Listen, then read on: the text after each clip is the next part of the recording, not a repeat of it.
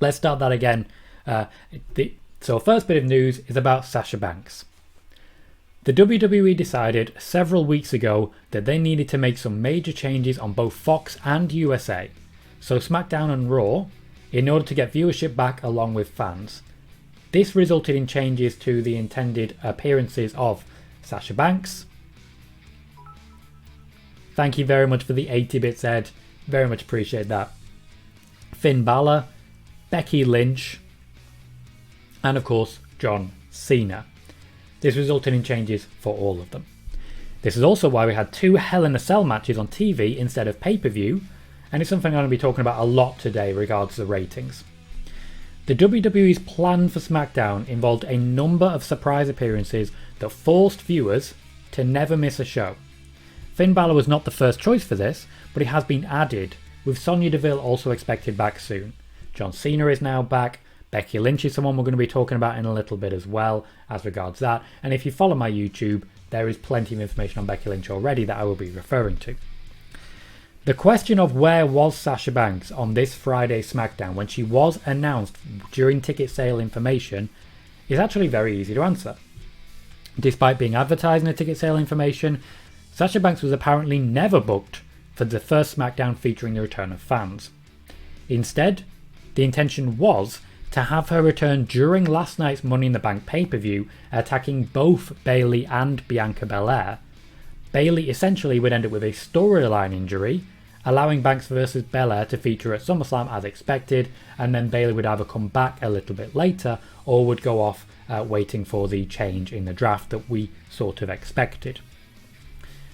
It's sort of unfortunate and a cruel piece of irony that when they were planning a storyline injury, Bayley has got a legitimate injury instead. The belief was that. Thank you, Corey, for another 300 bits. Thank you very kindly for all the generosity. Ed as well, just one more time, thank you very much for the 80 as well. Thank you very much, guys. That is very generous and really does help the channel, so thank you. The belief was that, with Cena's appearance not featuring any physical interaction, he would only appear and briefly talk, Banks coming back in that manner wouldn't be too close to Cena, and thus they would still have variety in the show. Variety is very important to the booking. They want to make sure they don't have an overlap in the way that people return. Because of the injury to Bayley, the match for Money in the Bank was pulled, and instead they felt that without Bayley there, they wouldn't get the result they were looking for with Sasha Banks attacking both women. That was the hope, and that's where they were headed. Now things have had to change, so they pulled the match and put it on SmackDown with the intention of making it a clear, clean, one-on-one match. The change has now been made. The match with Carmella before Money in the Bank was the replacement for the match that had to be pulled from the pay-per-view, and this week's rematch will begin the setup for SummerSlam. Now that Money in the Bank is in the rearview mirror, the WWE has a number of surprises and returns ready in their back pocket, ready to surprise people with and start to build hype. Now, unfortunately, most of these surprises have already been spoiled by journalists and gossip columnists. That's a fact, and we do sort of all have to live with that one.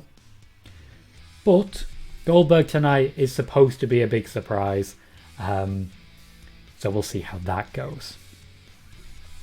Rob says, there seems to be a wonder in the comments since Friday asking where is Sasha Banks, and everyone is playing the guessing game with her. When do you expect her to return? Personally, I'm expecting her to return this Friday, in time to start the build for SummerSlam, because now Money in the Bank is out of the way and there just wasn't a need for her to jump in at the time that she was expected to jump in there.